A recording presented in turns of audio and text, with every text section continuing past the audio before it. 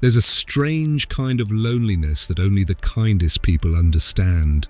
You know the feeling, don't you? When you're surrounded by people who need you, who call you, who depend on you, and yet somehow you feel completely alone. Like you're giving pieces of yourself away to everyone else, and when the day ends, when the room goes quiet, you look down and realize there's almost nothing left of you. We're told that kindness is a virtue, that being good means being generous, selfless, always available. But what nobody tells you is this: there's a price for that kindness, and sometimes the price is you. Let me ask you something. When was the last time you said yes when every part of you wanted to say no? When you smiled through exhaustion because you didn't want to let anyone down? When you carried someone else's burden even though your own shoulders were already breaking? If you're watching this, chances are you know exactly what I'm talking about. Because kind people, truly kind people, they don't just give when it's convenient. They give when it hurts. They give until they're empty. And then they give some more. But here's the uncomfortable truth we need to talk about. That level of kindness, that constant self-sacrifice, it's not sustainable. It's not healthy. And if you're not careful, the very thing that makes you beautiful, the very thing that makes people love you, can become the thing that quietly destroys you from the inside. So today, we're going to talk about the real cost of being too kind. Not to shame kindness, not to tell you to stop caring, but to help you understand why your exhaustion feels so deep, why your resentment sometimes bubbles up when you least expect it, and most importantly, how to be kind without losing yourself in the process. Let's go back to the beginning. Because this pattern, this endless giving, it didn't start yesterday. For most of us, it started in childhood. Maybe you grew up in a home where love felt conditional, where affection was given when you were quiet, obedient, helpful, where you learned, without anyone saying it out loud, that your value was tied to how much you could do for others. So you became the peacemaker, the one who smoothed over conflicts, the one who made sure everyone else was okay, even when you weren't. Or maybe you were sensitive. You felt things deeply. You could sense when someone was upset before they even said a word. And because you cared, because empathy ran through your veins like blood, you absorbed their pain. You made it your responsibility to fix it. Over the years, this becomes your identity. People start calling you the nice one, the reliable friend, the person who never says no. And at first, it feels good. It feels like purpose. Like you matter because you're needed. But here's what happens beneath the surface. Your nervous system starts to wire itself around this pattern. Being needed becomes your safety. Being helpful becomes your worth. And slowly, without even realizing it, you stop asking yourself what you want. You stop checking in with your own feelings.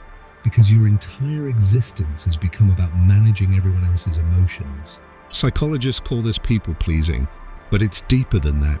It's survival. It's the belief buried so deep you might not even see it, that if you stop being useful, you'll stop being loved.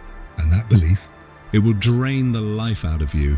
Here's what the world sees: a kind person, someone who's always there, someone with a smile, a listening ear, a helping hand. Here's what the world doesn't see: the weight you carry in silence. The nights you lie awake replaying conversations, wondering if you said the right thing, if you did enough. The moments you feel resentment creeping in, and then the guilt that follows because how dare you feel resentful when you're supposed to be the kind one? There's a term for this: compassion fatigue. It's what happens when you give so much empathy, so much care, that you run completely dry. Healthcare workers experience it. Therapists experience it. But here's what's rarely talked about. Everyday kind people experience it too. Studies show that people who constantly prioritize others over themselves have higher rates of anxiety, depression, and burnout. Their bodies literally carry the stress of everyone they've tried to help.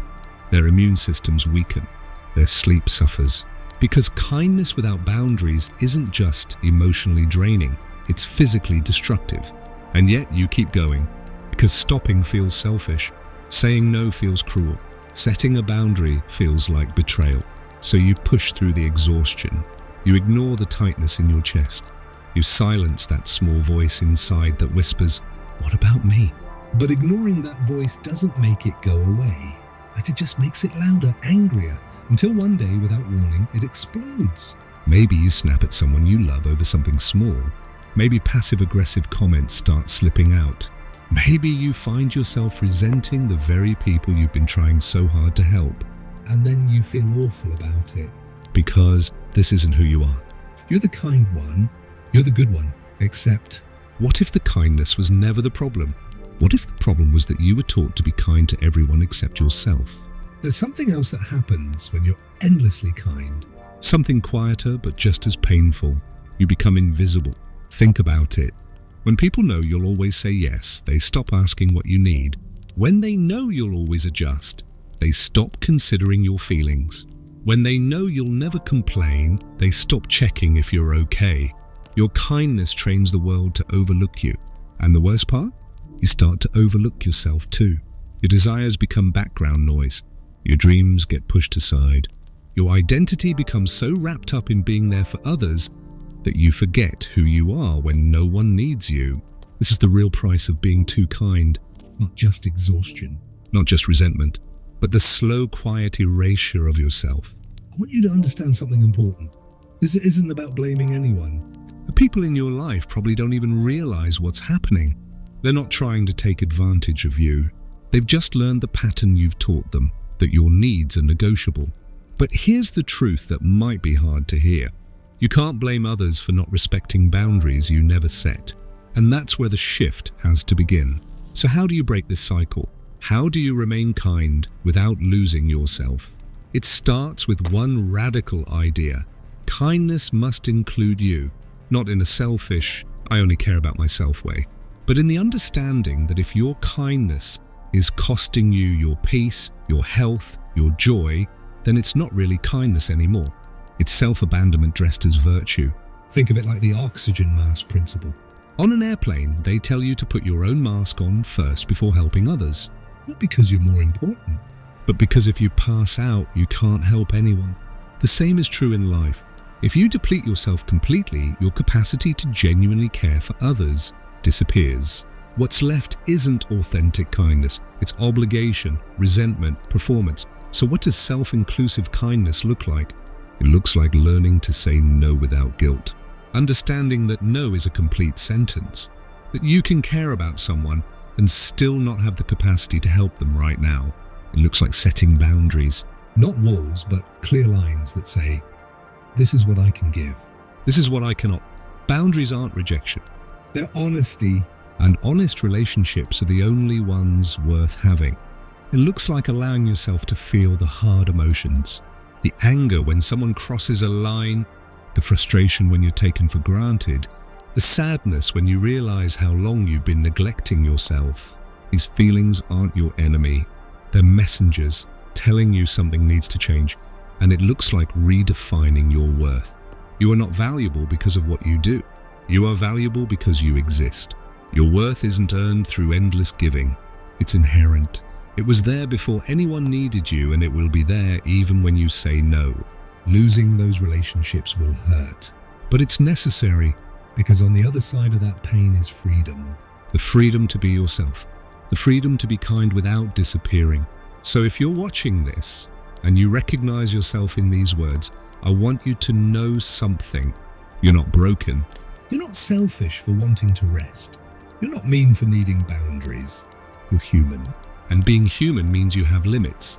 Honoring those limits isn't cruelty. It's wisdom. The price of being too kind is steep. It costs you your energy, your peace, your sense of self. But it doesn't have to be that way. You can be kind and keep yourself. You can care deeply and still protect your heart. You can help others without erasing your own needs. It starts with one small shift, treating yourself with the same compassion you've been giving everyone else. Because the world doesn't need more people who sacrifice themselves until there's nothing left. The world needs people who love from fullness. People who are kind because they choose to be, not because they're afraid not to be. That's the kind of kindness that changes lives. Including your own. If this video resonated with you, if you felt seen in these words, do me a favor, hit that subscribe button. Share this with someone who needs to hear it. And most importantly, leave a comment below.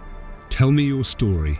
Tell me what being too kind has cost you and what you're learning about setting boundaries. Because here's the truth, we're all in this together. And the more we talk about these struggles, the less alone we all feel. Thank you for being here. Thank you for listening. And remember, your kindness is beautiful, but so are you. Don't forget that. Take care of yourself. You deserve it.